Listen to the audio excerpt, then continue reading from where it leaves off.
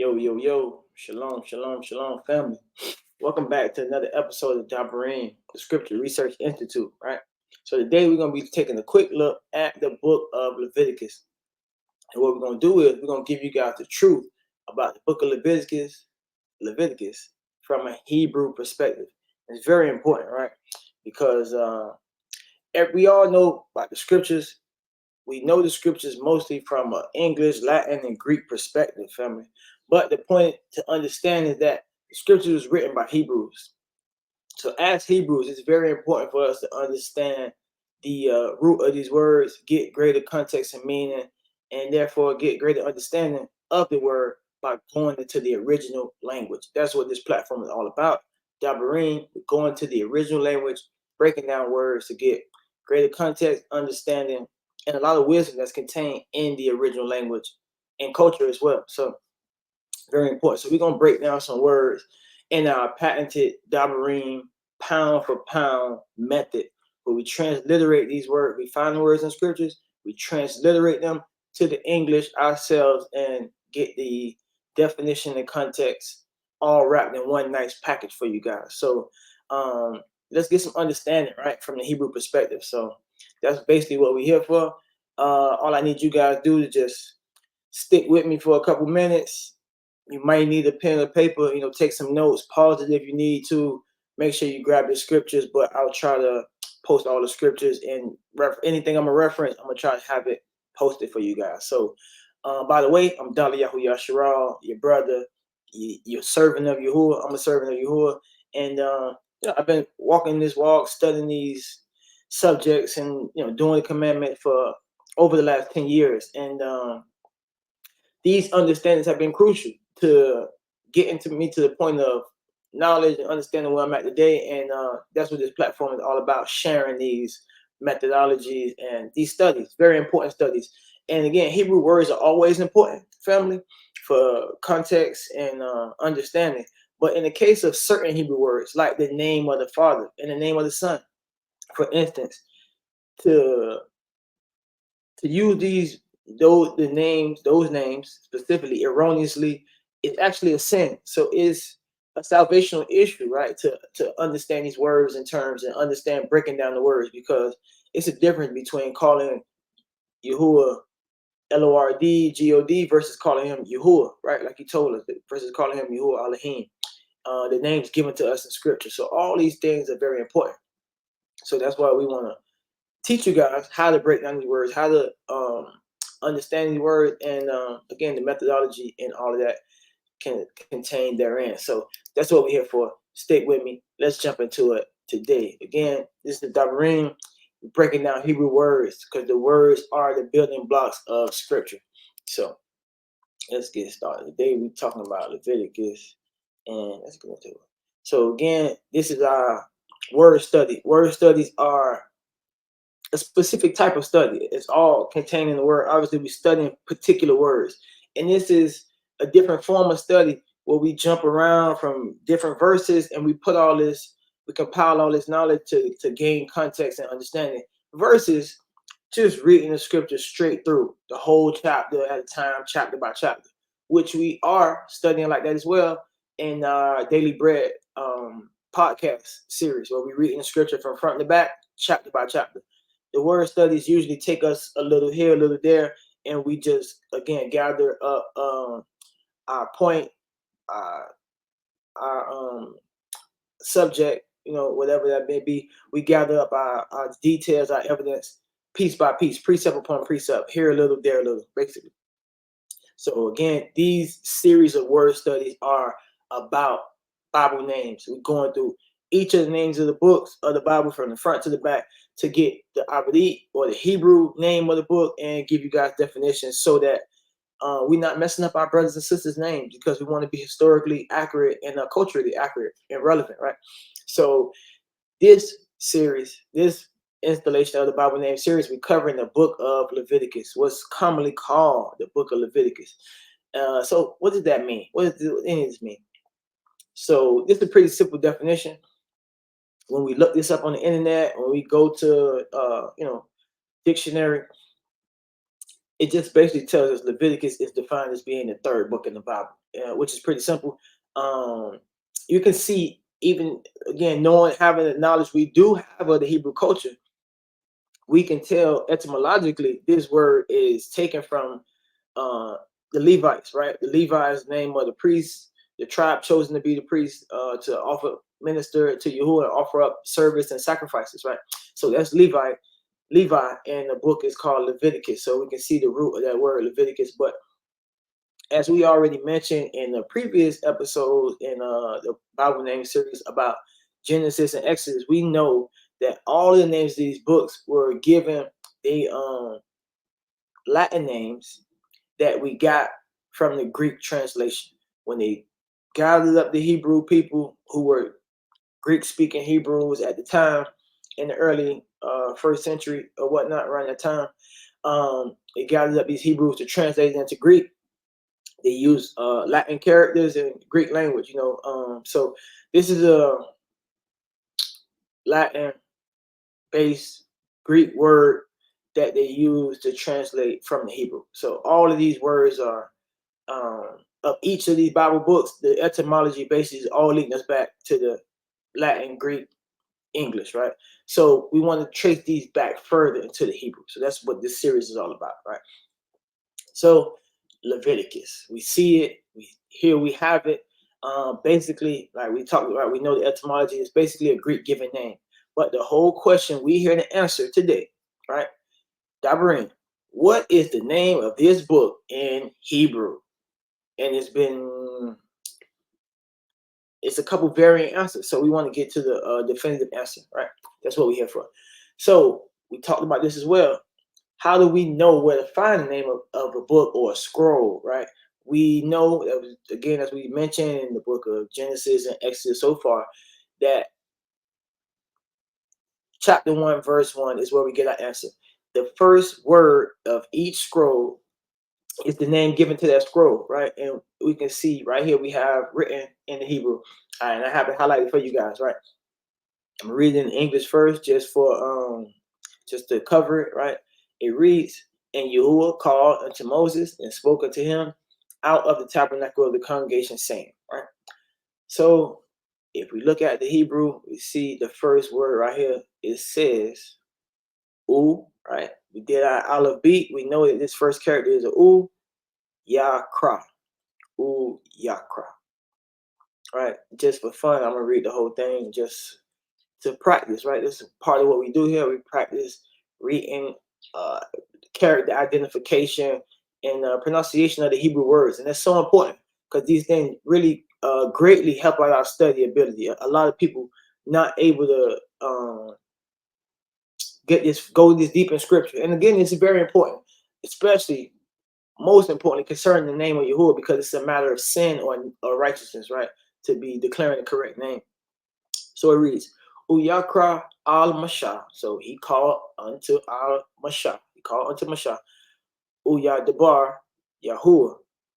Alihu Ma'ahal Mahal Mu'ad La'amar. Right?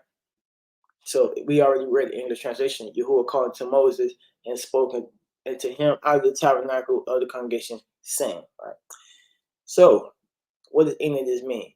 The point we need to understand is the first word mentioned, the first letter mentioned, the U is a preposition, the Yah is a preposition. That means the U is and, the Yah is he, but the main word is called, which is Kra, Q-R-A.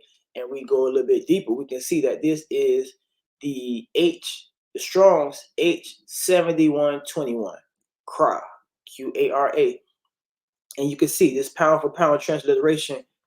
We don't have to add any vowel points. We don't have to do any math or anything like that.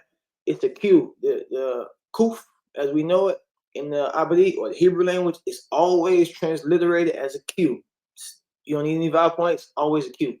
The Rosh, R, is always transliterated as R. And then you have the A, the Alaf, that's an A. It's not sometimes silent, sometimes it's an I, sometimes it's always transliterated as an A in our pound for pound transliteration. That is what's unique about Dabarym. We read in the word with no filter or no vowel points. It's totally unnecessary. Again, it's important for us to remember all of these changes took place pretty much after the real children of Yahshua were exiled from the land. The Mashiach was killed, and our scrolls, were in the possession of people that had ulterior motives, right? To hide a lot of the prophecies about Mashiach, et cetera, take out the name. So they devised this vowel point system. So, it's totally unnecessary. Abraham, Isaac, Jacob, none of them use vowel points. And we can see this word is very simply transliterated as cry, right? So get some context and definition, right? Cry is looking at the transliteration. It's there. It still gives us a transliteration, pronunciation, part of speech. We see that it's a verb.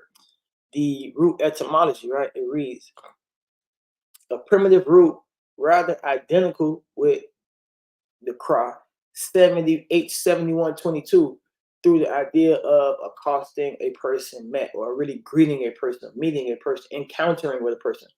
So what is that saying?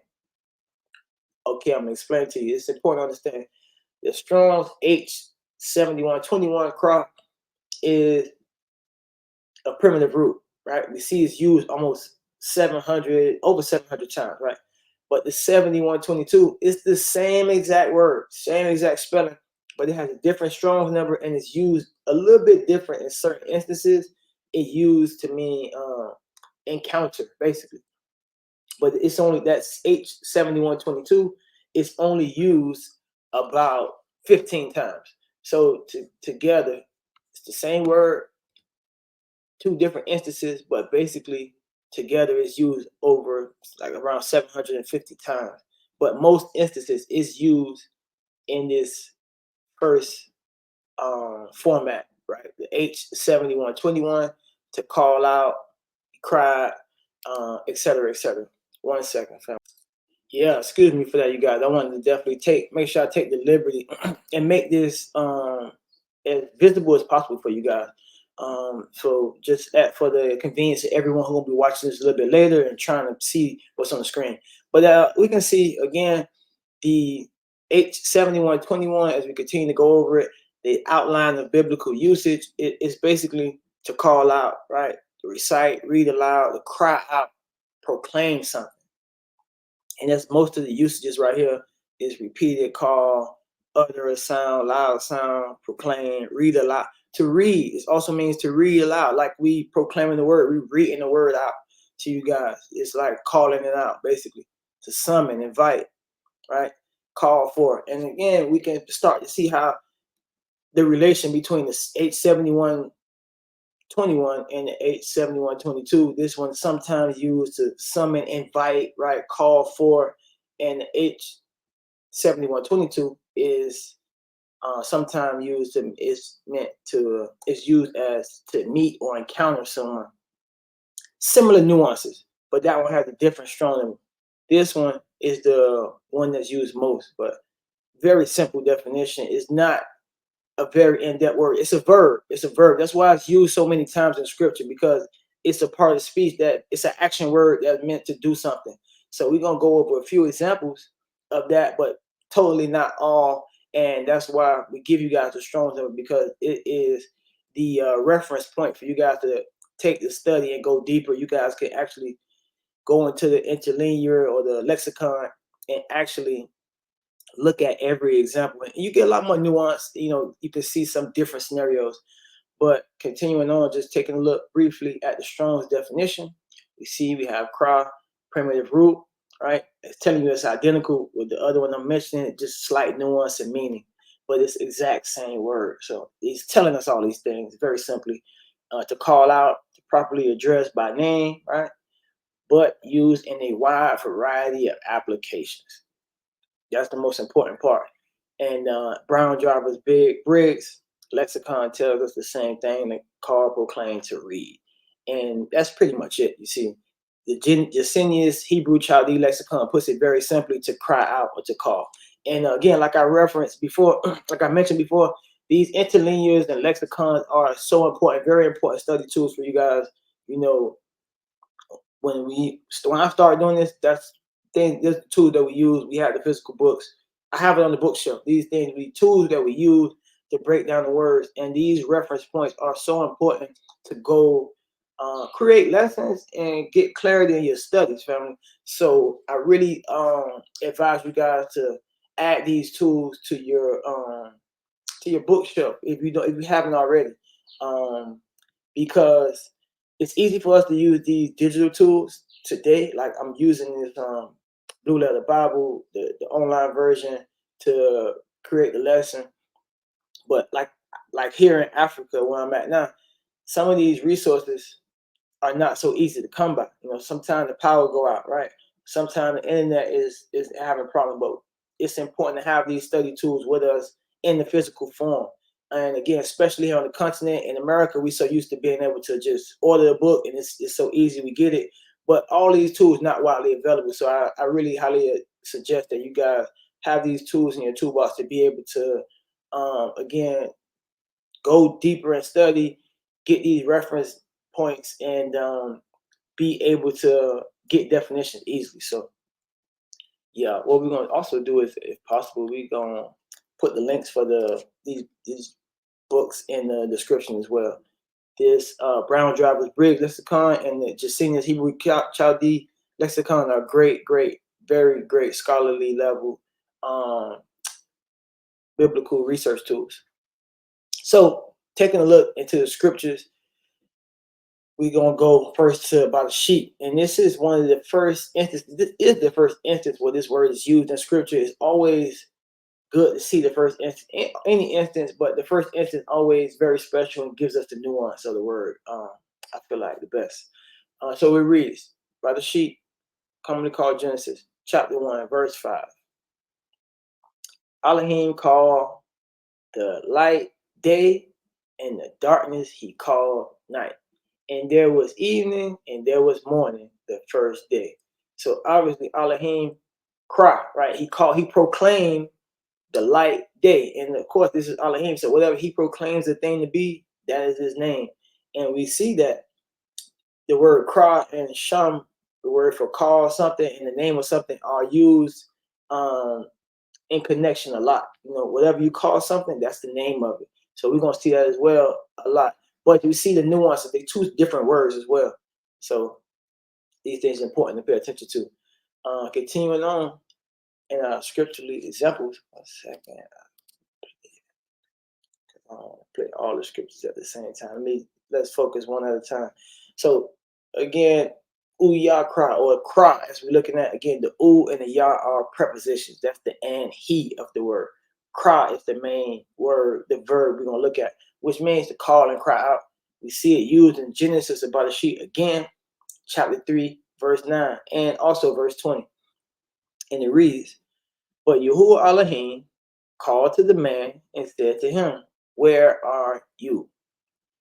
Verse 20, and the man called his wife's name Eve. It said Eve, but we know her name was Hua, right? Because she was the mother of all things living. The word for living or life is Kai or Ki. Her name was Hua. So it's very important. Like I mentioned before, when you call a person something, that's usually their name. And these words are very similar. Called, name, it's a little bit, use in conjunction a lot. Two separate Hebrew terms though. But very interestingly enough, the name of two books in the Torah. We talked about Exodus already, which is Shemot, which means names. And now we're talking about the book of Leviticus, which means called. So very interesting relationship between called and name, and both of those names being called two books in the Torah. So this is the type of nuance you get when you dive deeper into the Abadi or the Hebrew. Continuing on, Genesis by the sheep, chapter 21, verse 3. It reads, Abraham, right, called the name of his son who was born to him, whom Sarah bore to him, Isaac, or Yaskak, right? So you see, again, Abraham called and proclaimed. He proclaimed the name of his son, right? And that's what the name was. What he proclaimed, that's what his report, his fame, his reputation is. Hope that makes sense. Continuing on by the sheep, commonly called Genesis chapter 26, verse 25. And it reads, so he built an altar there, and what? proclaimed, called out, cried out upon the name of Yahuah, and pitched his tent there. And there Isaac's servants dug a well. So again, this word, again, used almost 750 times in scripture. We got most of it, but it's very simple definition, connotation. It's not the most complex word, but we should understand that this is the name of this book, right? That's what happened. Yahuah proclaimed something in this book. And we know what he proclaimed. He proclaimed a lot of instructions and laws, ceremonial, ritual offerings and sacrifices for the priest to walk out. And Uyakra, and he called, right? He cried out. So all that's important to understand. Again, give us the nuance. But we see, again, it's impossible to put one word as the translation for one Hebrew word. Hebrew words are so vast, so like complex, that it's usually take a couple English words to really accurately explain one Hebrew phrase, right? So continuing on, going to the book of Judges, right? Also known as Shaphatim, chapter 7, verse 3, and it reads, now therefore proclaim. It's the same word cry. It was used as called, but now it's translated as proclaimed, same exact Hebrew word. Now therefore proclaim, right? Cry out, say, speak loudly in the ears of the people, saying, whoever is fearful and trembling, let him return home and hurry away from Mount Gilead. There 22,000 of the people returned and 10,000 remained. So very interesting scenario, right? Imagine speaking to 30,000 people. So this is giving us the context of the word. We know he's not whispering. He's not speaking softly. He crying out, you proclaiming, you speaking loudly, right? You calling, literally, you calling, hey, whoever's scared, go home. And 20,000 people walk away. So that's the context, right? Continuing on in the book of Shaphatim, commonly called Judges, chapter 9, verse 7. And it reads, when it was told to Yotham, right? Commonly, which we see written as Jotham, he went and stood on top of Mount Gerizim, and he what? Cried aloud, right? Again, this is the same word cry being used with different English words, but same connotation, same vein and thought, right? He cried aloud and said to them, listen to me, you leaders of Shechem, that Elohim may listen to you, right? So see, anybody speaking to a large group of people, any leader, you crying out, you proclaiming things. This is very common word, common verb in the Hebrew vernacular that we exploring right now. Continuing on, 1 Samuel, commonly called Samuel, 1 Samuel chapter 9, verse 9. It reads, formerly in Yasharal, when the man went to inquire of Elohim, he said, come, let us go to the seer, for today's prophet was formerly called a seer. So great scripture right here. I love this verse right here. I'm getting a little bit of context for the Hebrew culture. What we now know today as prophets, once in our culture were called seers. And again, all of these points, all of these scriptures, just to show the different nuances and the different ways, basically, that kra is translated into the English, right? The word that is the root of uyakra, what we commonly know as Leviticus today. So we just want to bring all this down, break it down. So Dabarym family, what did we learn today about this word? Okay, we learned that uyakra, commonly called Leviticus, it's the third book of the Hebrew scroll, also known as the Bible, the Abadite word, right? Abadite scrolls. Uyakra. So what we call Leviticus in Abadite is called Uyakra. Kra being the main root, the verb of the word, main part of the word. So the Hebrew word is Strong's number H, right? I forgot to put the H. H7121, Kra, right? And this is important for you guys to continue to study, break out the books, the lexicons, and then you can go deeper and study. And this word is a nice word to do that with because it's an easy word to reference, study, and get that feel of making those connections, right? So continuing on, it's important to know, cry means to call out or proclaim, right? In the Hebrew, I believe, basically. It means that in English. The Hebrew word cry means to call out, proclaim in English. So that is that story. So that's the end of that study. You feel me, family? Dabarym, the building blocks of scripture. It's important to continue these word studies and make sure that we are getting that understanding, because as we continue to study these words and break them down, it opens up our perception of the scripture. It opens up our mind. It helps us to be able to make the connections, transliterate things, and help us to just get better understanding. Even when you reading it and you already studied it, now when you see that word, first of all, when you see the book of Leviticus specifically, you know the already phrase, Uyakra. And now when you see this word proclaim, called out, you kind of understand the nuance of it. And this is, again, a more simple word, but this can be for the simplest words to the complex word. The study process is the same, and the results, the understanding that's revealed is even more significant, right? So this has been your brother Yahuah, Dabarym Scripture Research Institute, bringing you guys another word study in our Bible name series. Made this far, make sure you like the video so it reaches a wider audience. Subscribe so you don't miss the next one, and I'm gonna catch you guys in the next video. Stay blessed, family. Love you guys. Shalom, shalom.